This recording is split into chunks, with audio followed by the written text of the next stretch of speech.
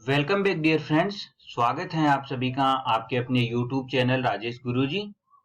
हम पढ़ रहे हैं जनरल साइंस के एमसीक्यूज, जिसमें हमारा टॉपिक चल रहा है प्लांट टेक्सोनोमी। इसका पार्ट सेकंड है। क्लास स्टार्ट करने से पहले क्लास का लिंक अपने सहपाठियों को जरूर शेयर करिए ताकि उन्हें भी इस क्लास का लाभ मिले। चलो स्टार्ट करते हैं आज की क्लास। आज का फर्स्ट क्वेश्चन, कवकों के अध्ययन का विज्ञान क्या कहलाता है? जो कवकों का अध्ययन है वो विज्ञान की कौन सी शाखा में किया जाता है, ये हमें बताना है।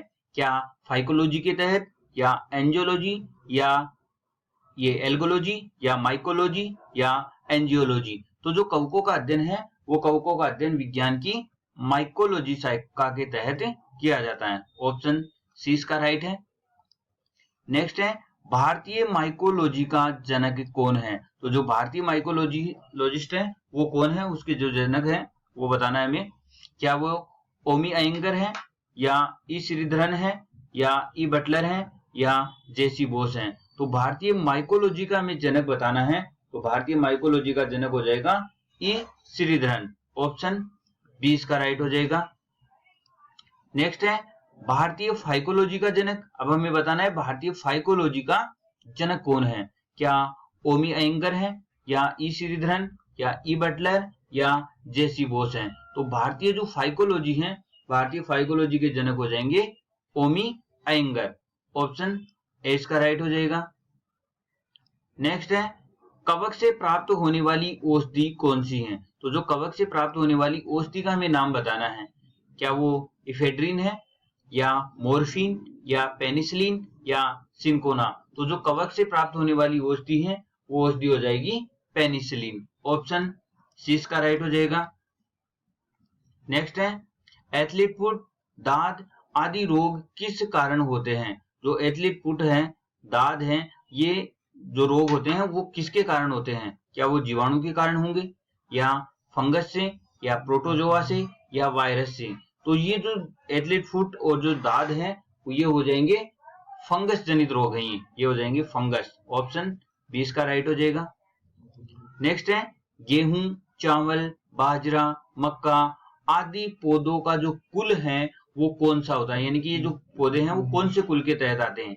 क्या ये ग्रेमिनी कुल में आते हैं, या लेग्यूमिनेसी कुल में, या सिट्रेसी कुल में, या सोलोनेसी कुल में आते हैं? तो जो गेहूं, चावल, बाजरा और मक्का है ये ग्रेमिनी कुल में आते हैं। ऑप्शन ए इसका राइट हो जाएगा। नेक्स्ट है, निम्न में से खाने योग्य कवक कौन सा है? अब हमें बताना है कि इनमें से कौन सा कवक है जो खाने योग्य है। क्या लाइकेन होगा, या स्पेग्नम होगा, या अस्निया होगा, या मशरूम होगा? तो इनमें से जो खाने योग्य कवक है वो खाने योग्य कवक हो जाएगा मशरूम। ऑप्शन डी इसका राइट हो जाएगा। नेक्स्ट है, प्रकृति का किसान किसे कहा जाता है? तो दिए गए ऑप्शन में से हमें बताना है कि प्रकृति का किसान है वो किसे कहा जाता है। तो option A lichen, B sphagnum, सी अस्निया, या डी मशरूम?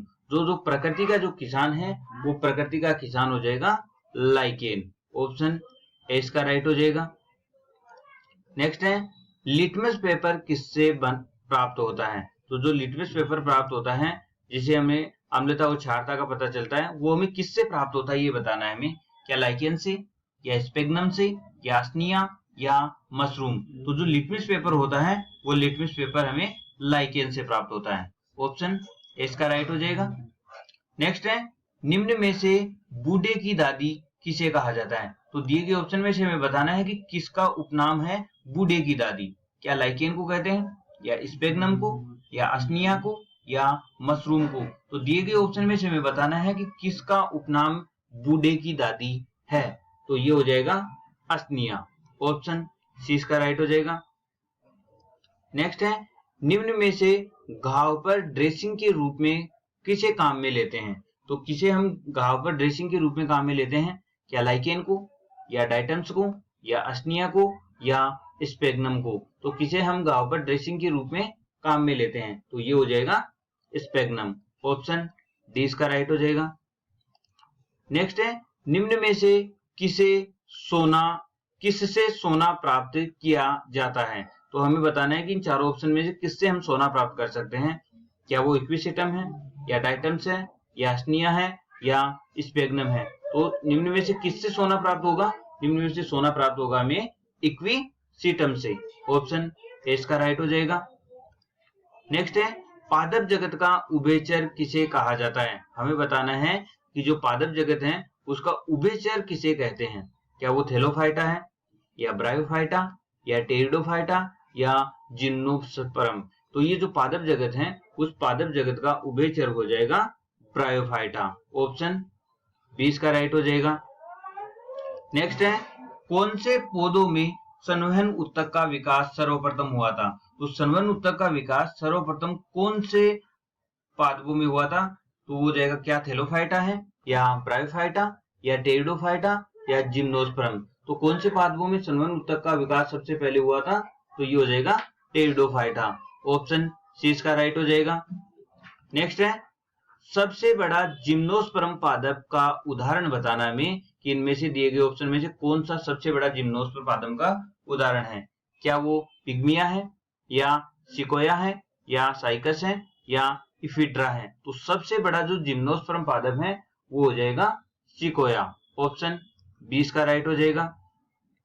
नेक्स्ट है निम्न में से सबसे छोटा जिम्नोस्पर्म पादप है?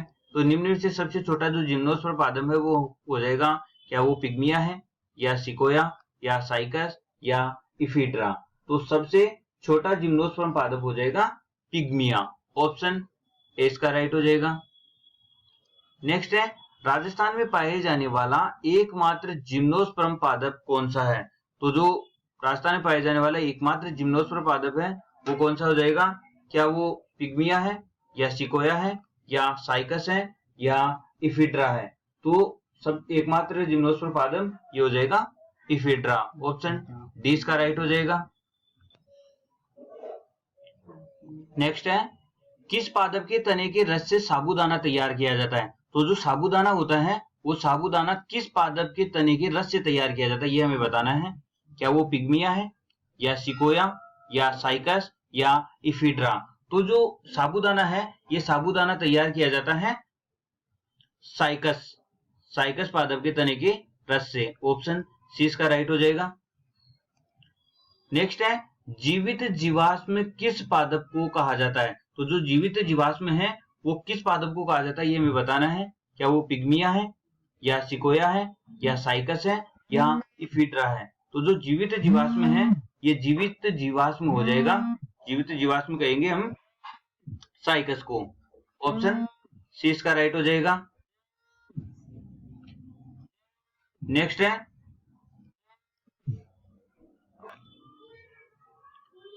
है चिलगोजा एक है? तो जो चिलगोजा होता है ये चिलगोजा क्या है? क्या एक प्रकार का ये पाइनस का फल है या साइकस का फल है या साइकस की बीज है या पाइनस का बीज है? तो ये जो चिलगोजा होता है ये चिलगोजा हो जाएगा एक प्रकार का पाइनस का बीज। ऑप्शन डी इसका राइट हो जाएगा। नेक्स्ट है जिम्नोस्पर्म पादपों में किसका अभाव होता है? तो जो जिम्नोस्पर्म पादप होते हैं इनमें किस चीज का अभाव होता है? क्या मूल का अभाव होगा या स्तंभ का या फल का या बीज का? तो जो जिम्नोस्पर्म पादप है उस जिम्नोस्पर्म पादपों में फलों का अभाव होता है। ऑप्शन सी इसका राइट हो जाएगा। नेक्स्ट है सबसे विकसित पादपों का समूह है? तो जो सबसे विकसित जो पादप समूह है वो कौन सा है? क्या वो जिम्नोस्पर्म है, एंजियोस्पर्म है या एम्ब्रोफाइटा या थैलोफाइटा? तो जो सबसे विकसित पादपों का समूह है वो सबसे विकसित पादपों का समूह हो जाएगा एंजियोस्पर्म। ऑप्शन 20 का राइट हो जाएगा। नेक्स्ट है सबसे बड़ा एंजियोस्पर्म पादप कौन सा है? अब हमें बताना है कि सबसे बड़ा एंजियोस्पर्म पादप कौन सा है? क्या वो लेमना है या बांस है या यूकेलिप्टस है या बरगद है? तो जो सबसे बड़ा एंजियोस्पर्म पादप है वो सबसे बड़ा एंजियोस्पर्म पादप हो जाएगा यूकेलिप्टस। ऑप्शन सी इसका राइट हो जाएगा। नेक्स्ट है सबसे छोटा एंजियोस्पर्म पादप। अब हमें बताना है सबसे छोटा एंजियोस्पर्म पादप। तो सबसे छोटा एंजियोस्पर्म पादप क्या वो लेमना है या बांस या यूकेलिप्टस या बरगद? तो सबसे छोटा जो एंजियोस्पर्म पादप है वो हो जाएगा लेमना। ऑप्शन ए इसका राइट हो जाएगा। नेक्स्ट आज का अंतिम क्वेश्चन, ये टॉपिक का भी अंतिम क्वेश्चन रहेगा। निम्न में से किस पादप से विक्स तैयार की जाती है? तो विक्स है वो कौन से पादप से तैयार की जाती है? क्या लेमना से या बांस से या यूकेलिप्ट से या बरगद से। तो जो विक्स है ये यूकेलिप्ट पादप से तैयार की जाती हैं। ऑप्शन सी इसका राइट हो जाएगा। ठीक है, आज के लिए इतना ही। नेक्स्ट वीडियो में देखेंगे नया टॉपिक। वीडियो अच्छा लगे तो लाइक शेयर और सब्सक्राइब करना ना भूलें। Thank you.